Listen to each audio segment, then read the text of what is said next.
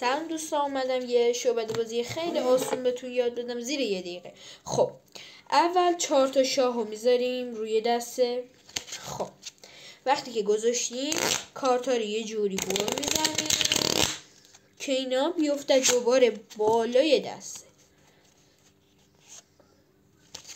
خب دوباره برو میزنیم که تماشاچی خیالش راحت بشه.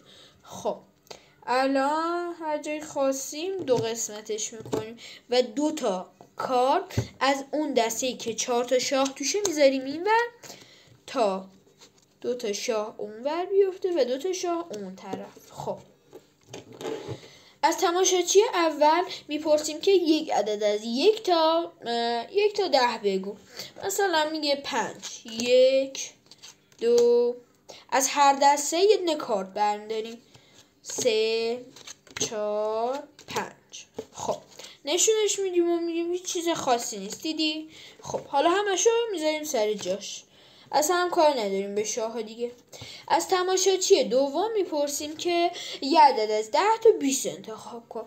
مثلا میگه 12. 1 2 3 4 5 6 7 8 9 10 11 و 12. میبینیم که هیچ چیز خاصی نیست. حالا باید اینجا حواسم باشه این دوتا رو میذاریم اول روی دسته، بعد بقیه کارت ها رو میریزیم روشون، ولی اونجا این کار نباید بکنیم.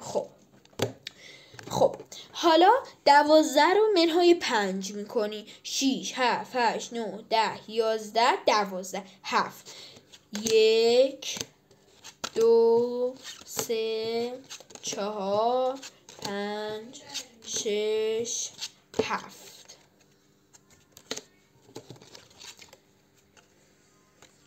ممنون که لایک و ساب میکنین و ممنون که این ویدیو رو دیدین. خدافظ.